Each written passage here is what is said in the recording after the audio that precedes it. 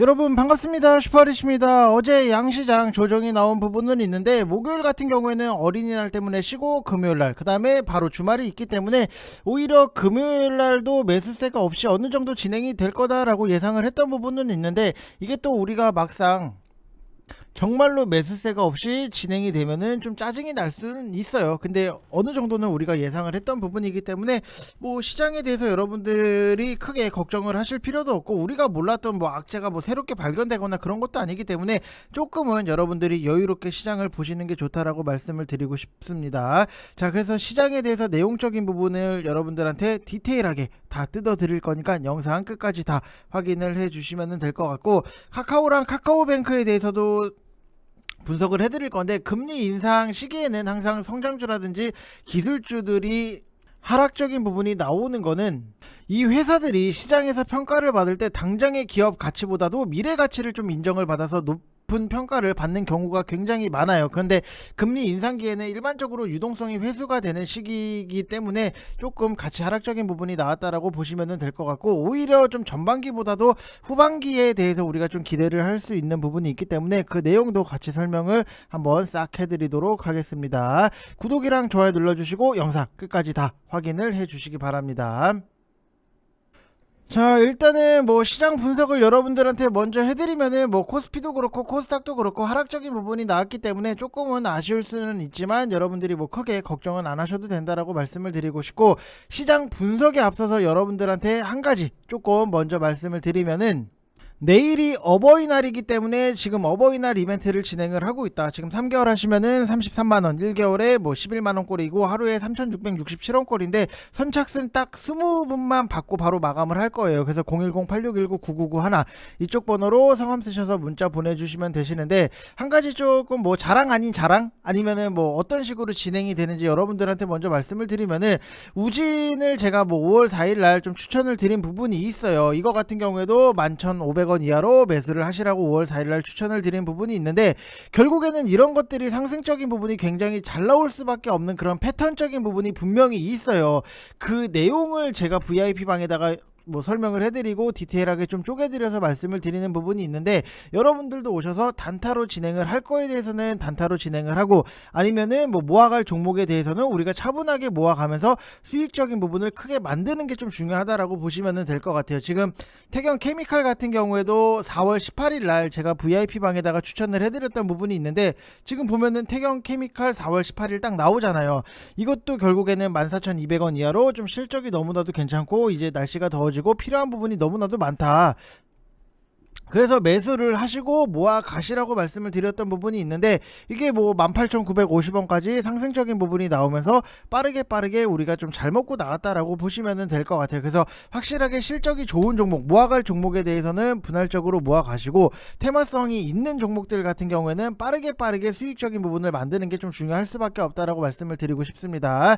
자, 그래서 뭐 5월 6일날 448,868원, 그리고 뭐 우진 같은 경우에는 뭐 14%, 그 다음에 뭐 10%의 수익 인증이 나올 수 있는 거고, 그리고 뭐 태경 케미칼 같은 경우에도 우리가 모아가는 종목들에 대해서 뭐 27%, 30% 이상의 수익적인 부분이 잘 만들어지고 있다라고 보시면 될 것 같아요. 그래서 뭐 가격적인 부분, 뭐 회비가 뭐 싸다라고 해서 제가 뭐 실력이 없거나 그런 거는 아니고, 여러분들한테 회비를 가지고 좀 짊어드리고 싶지는 않아서 좀 추천을, 가격적인 부분을 좀 내렸다라고 생각을 하시면 될 것 같습니다. 그래서 오실 분들은 하루라도 빨리 오시는 게 여러분들한테 도움이 될 수 있다라고 말씀을 좀 드리고 싶고, 일단 뭐 시장은 아직 불확실성에 대한 우려감이 팽배해요. 그래서 냉정하게 생각을 하고 겁먹을 필요가 없다. 나올 악재가 어떻게 보면은 뻔하잖아요. 여러분들도 알고 나도 알고 누구도 알고 전부가 다 아는 뻔하디 뻔한 그런 악재, 뭐 러시아랑 우크라이나 전쟁 지속 리스크, 그 다음에 금리 인상 리스크, 크게 보면은 이거 딱 두 개예요. 예상을 못했던 거 없어요. 돌발적으로 악재가 나온 거 없어요. 그래서 파월의 이번 발언은 예상에서 벗어난 거는 전혀 없어요. 0.5% 예상대로 경기에 악영향을 주더라도 금리 인상을 최우선으로 시행을 한다. 인플레를 막아야 된다. 너무나도 뻔한 얘기, 뻔한 스토리, 식상해요. 그래서 특별히 중요한 얘기는 없었고, 제가 뭐 이번 이후부터는 0.75%로 당분간 계속 오른다, 이 정도로 생각을 하고 시장을 보는 게 여러분들이 오히려 더 속편할 수 있다라고 생각을 하시면 될 것 같아요. 그래서 지금 막 0.5%로 오른다, 0.75%로 오른다 막 말갈하는 부분이 있는데, 그냥 우리는 0.75% 오르겠구나, 좀 이렇게 생각을 하시고 시장을 바라보시는 게 오히려 더 편하게 시장을 볼 수 있다라고 생각을 하시면 될 것 같아요. 왜냐면은 항상 안 좋은 것들에 대해서 우리가 좀 대비를 해 놔야지만 좋아졌을 때 굉장히 수익적인 부분이 크게 나올 수 있다라고 보시면 될 것 같습니다. 그래서 뭐 인플레에 대해서는 여러분들이 전혀 걱정을 안 하셔도 되고, 어차피 이게 뭐 하루아침에 뚝딱뚝딱 뭐 금리 딱 한번 올려서 잡히고 그런 거는 전혀 아니에요. 당장 무언가 인플레이션을 갑자기 잡을 수 있는 그런 게 아니잖아요. 그래서 인플레로 여러분들이 마트 가서 장을 보는데 뭐 2만원이 더 들었다, 나는 15,000원이 더 들었다, 나는 만원이 더 들었다 하시는 분들은, 우리는 인플레 테마로 20만원을 더 벌면 되는 거예요.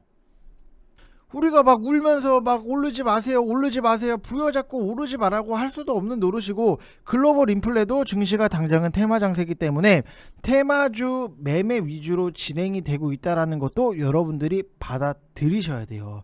이게 우리가 시장을 이길 수 없는데 자꾸만 이겨 먹으려고 하니까 시장이 어렵게 느껴지는 거. 그럼 결국에는 우리가 해야 되는 거는 지수가 빠졌을 때 건강한 종목들, 건강한 섹터, 2차전지라든지 반도체 이쪽 관련해서는 분할적으로 착착착착 모아 가시고, 그 다음에 추가적으로 우리는 인플레 관련으로 테마 장세가 진행이 되고 있으니까 빨리빨리 단타로 수익적인 부분을 만들어내면서 좀 주식을 하면서도 우리가 회전율도 뭐 생각을 해야 되는 부분도 있고, 효율성을 좀 높일 필요가 있잖아요. 우리가 아무리 100날 1000날 뭐 책상에 오래 앉아 있다라고 해서 모두가 다 공부를 잘하고 모두가 다 서울대를 가고 좋은 대학교를 가는 건 아니잖아요. 책상에 오래 앉아 있다고 해서.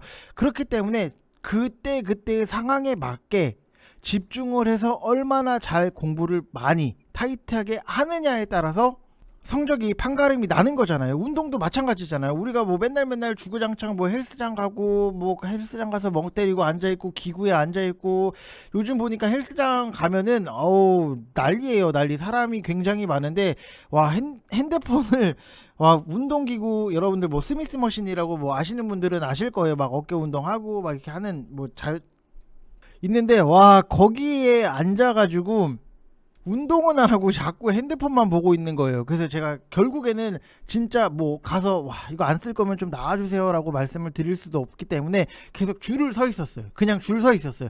그랬더니 뭐 자연스럽게 뭐 딴 쪽으로 가시기는 하시더라고요. 그래서 지금 항상 우리가 뭐 헬스장을 들락달락 한다라고 해서 무조건 몸짱이 될 수 있는 건 아니잖아요.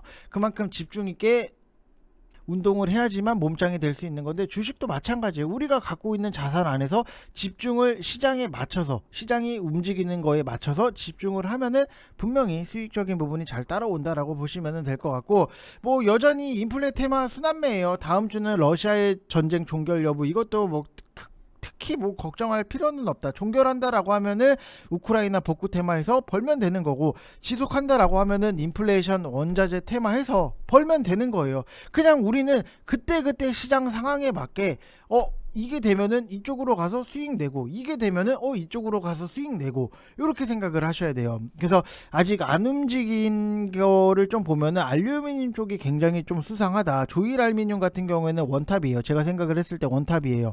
그래서 오리지널은 조일, 남선 알미늄은 뭐 창호 쪽 같은 경우에는 뭐 KCC라든지 LX 하우시스 좀 대기업들만 있는데, 중소형주를 보면은 남선 알미늄이 있다, 이렇게 보시면 될 것 같고, 사마 알미늄 같은 경우에는 2차전지 쪽 모멘텀이랑 좀 같이 붙어 있기 때문에 오히려 오리지널이 좀 조일 알미늄이다 라고 보시면 될 것 같고, 최근에 5G도 상승적인 부분이 나왔어요. 근데 이런 거예요. 6G면은 분명히 어제 같은 경우에도 좀 추가적인 상승이 나왔을 거에 대해서 우리가 기대를 하는데, 5G는 우리나라 같은 경우에는 이미 상용화가 돼서 어느 정도는 쓰고 있잖아요. 그래서 이게 미래 먹거리야 라는 관점이 생길 수밖에 없는데, 팩트를 여러분들한테 말씀을 드리면은 아직까지도 외국은 4G를 쓰는 나라들이 굉장히 많아요. 그래서 이제 시작하려는 나라도 분명히 많고, 그렇기 때문에 이제 뭐 삼성전자에서 투자를 한다라고 보시면 될 것 같고, 우리가 주식을 하다 보면은 매일마다 보는 것도 당연히 중요하기는 한데 바닥권에서 거래량이 터져서 올라오는 거, 요런 거 최소 3에서 6개월 이상 장기 횡보한 종목들, 이런 거는 한번 터지면은 크게 가는 경우가 굉장히 많아요. 그 중에 하나가 요런 것들이 굉장히 많아요. 뭐 예를 들면은 뭐 제가 코오롱 플라스틱을 뭐 추천을 해드려서 뭐 수익적인 부분이 잘 만들어진 부분이 있는데, 이 코오롱 플라스틱을 보면은 굉장히 오랫동안 횡보를 하다가 오랜만에 올라왔다가 뭐 상승이 나오고 뭐 금요일 날은 좀 빠진 부분이 있는데, 요런 게 굉장히 좀 중요하다, 이거를 좀 말씀을 드리고 싶어요. 왜냐면은 최소 3개월에서 6개월 이상 장기 횡보한 종목은 이런 거는 한번 터지면은 정말로 크게 가는 것들이 굉장히 많아요. 그래서 크게 볼만한 거는 일부 남겨서 제가 뭐 VIP 방에다가는 욕심을 내보시라고 하는 건데, 최근에 뭐 뜬금없이 급등하는 종목들, 뭐 식량난도 마찬가지고 이번에 우크라이나 북구 테마도 마찬가지고, 그 다음에 뭐 에코플라스틱이라든지 코오롱 플라스틱, 이런 것들도 다 마찬가지예요. 전부 장기 횡보 후에 크게 가는 거예요. 그래서 장기 횡보를 했다라는 거는 어떻게 보면은 주포가 좀 관리를 안 해서 저렇게 된 거 아니야, 이렇게 생각을 하실 수 있는데, 그 반대예요. 뭐가 반대냐? 주포가 관리를 하기 때문에 장기 횡보를 하는 거예요. 각 종목들마다 분명히 뭐 삼성전자 이렇게 대형주 말고 중소형주 같은 경우에는 각 종목들마다 터줏대감이 다 있어요. 여러분들이 아시는 공시에 나오는 대주주 명단 말고 유통 물량을 틀어지고서 주가 올리고 내리고 롤링하는 애들이 따로 있어요. 그래서 일자 횡보는 반드시 누군가의 관리가 필요한 거예요. 왜? 오를 것 같으면은 물량 던져서 내리고, 내릴 것 같으면은 물량 받쳐서 올리고, 그래야지만 일자 횡보가 되는 거예요. 무슨 말인지 이해되셨죠? 올라가려고 하면은 내가 던져, 그럼 주가가 내려올 거 아니에요. 그러면은 다시 또 사, 그러면 다시 또 올라가, 이런 식으로. 그래서 주포가 진짜 나간 종목은 차트부터가 엄청나게 지저분해서 움직여요. 그래서 결론은 욕심을 내도 될 만한 거랑 얼른 먹고 치워야 되는 거의 차이는 장기 횡보 후에 바닥권에서 거래량을 터뜨리고 오르는 거냐 아니냐, 이 차이가 굉장히 중요하다라고 말씀을 드리고 싶어요. 그래서 지금 코오롱 플라스틱 같은 경우에도 장기간 바닥권에서 횡보를 하다가 거래량 터뜨리고 올라오는 거잖아요. 이런 게 굉장히 좀 중요하다라고 생각을 하시면 될 것 같아요. 그래서 여러분들한테 좀 말씀을 드리고 싶은 거는, 저랑 같이 하시는 분들은 우리가 수익 낼 수 있는 거에 대해서는 맥스로 좀 최대한 수익을 내면서 전략적으로 움직이고 있기 때문에 제가 여러분들한테도 전략을 항상 같이 공유를 해드리잖아요. 지금 시장에서는 무엇을 봐야 되고 무엇을 좀 정리를 해야 되고, 이런 거에 대해서 다 공유를 해드리기 때문에 제 영상을 보시는 분들 같은 경우에는 뭐 시장에 대해서는 뭐 절대로 걱정은 안 하셔도 된다라고 말씀을 드리고 싶습니다. 그만큼 시장 상황이 어떻고 상태가 어떻고 이런 것들이 좀 중요할 수 있다, 이렇게 생각을 하시면 될 것 같습니다. 그래서 가끔 보면은 뭐 유튜브에서도 시장에 대해서 뭐 설명도 못하고 종목들도 막 이거 뭐 어쩌고 저쩌고 막 말도 안 되는 소리 하는 사람들이 굉장히 많은데, 그거를 걸을 수 있는 능력을 뭐 여러분들이 스스로 키우는 것도 굉장히 중요하고, 시장에 대해서 브리핑을 못하고 설명을 못하는 사람은 그냥 못하는 거예요. 어떻게, 여러분들도 아시겠지만 잘하는 사람들이 시장 설명에 대해서 브리핑을 못하는 사람을 봤어요?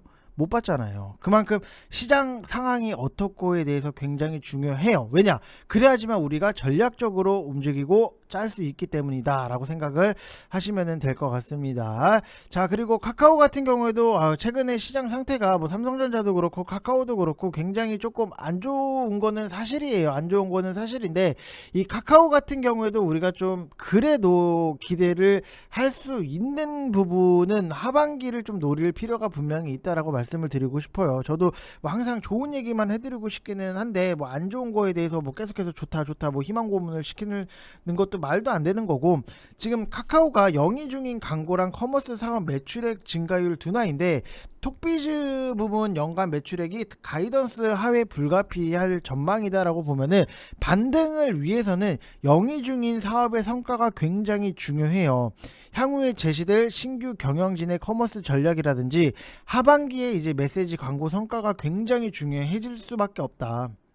그리고 비즈보드가 견인했던 광고 사업 같은 경우에도 올해 톡 채널이라든지 알림톡 뭐 이런 거 등등 해서 메시지 광고의 매출 성장이 좀 어느 정도는 하반기에는 이루어지지 않을까라고 생각이 드는 게, 톡 채널 같은 경우에는 메시지 한 건당 15원의 가금이 적용이 되고 일부 타깃팅이 적용되는 메시지 같은 경우에는 20원으로 인식이 되기 때문에 이 기여도 면에서는 당연히 좀 긍정적일 수 있다라고 보시면 될 것 같고, 커머스 사업 같은 경우에도 뭐 톡스토어라든지 메이커스 그다음에 지그재그 이런 거 등등 해서 신규 사업을 통해서 높은 성장세가 좀 지속될 수 있는지랑, 경쟁사 대비했을 때도 오픈마켓 시장에서 상대적으로 낮은 지위를 좀 탈피하기 위한 구체적인 전략이 어느 정도는 좀 가시화가 돼야 된다라고 보시면 될 것 같아요. 그래서 하반기부터는 실적 성장이 이어질 걸로 우리가 좀 기대를 하는 게, 이제 강권은 실적 하향 조정이 마무리됐는지랑 멀티플을 상향시킬 만한 추가적인 모멘텀이 무엇인지에 대한 점, 그래서 블록체인이라든지 메타버스 등등해서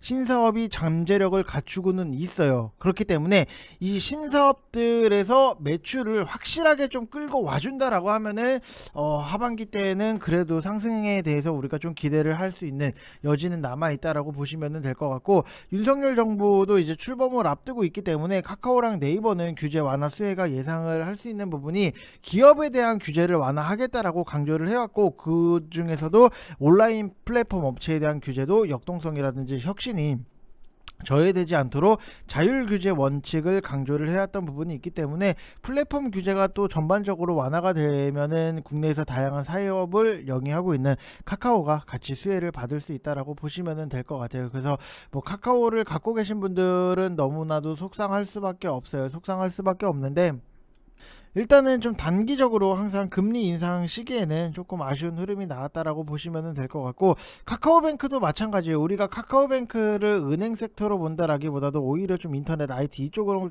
좀 묶어서 보는 경향도 없지 않아 있기 때문에 같이 좀 동반적으로 하락적인 부분이 나왔다라고 보시면 될 것 같고, 하반기 같은 경우에도 우리가 좀 기대를 할 수 있는 거는 런칭을 할 소대출의 흥행 여부에 좀 달렸다라고 보시면 될 것 같아요. 그래서 소대출이 흥행을 한다라고 하면은 당연히 뭐 주가에 상승적인 부분이 나올 수 있기 때문에, 일단은 성장률은 올해 1분기를 기점으로 좀 어느 정도 바닥을 찍고 상승할 걸로 예상을 하는데, 본격적인 성장이 나올 수 있는 구간인지는 우리가 좀 아직 더 지켜봐야 되는 게 사실이기 때문에, 좀 올해 상반기보다는 하반기에 오히려 더 기대를 하는 게 좀 맞지 않나라고 생각을 합니다. 그래서 항상 어느 정도는 여러분들이 시장에 대해서 전반적인 흐름이랑 틀, 그 다음에 이해가 필요해요. 그래야지만 여러분들이 조금 더 편안하게 주식을 할 수 있는 부분이 있기 때문에, 당연히 뭐 대형주라고 해서 뭐 대형주가 뭐 계속 360을 우상향만은 할 수 있는 거는 절대 아니에요. 그래서 그때그때 상황에 맞게 우리가 좀 시장을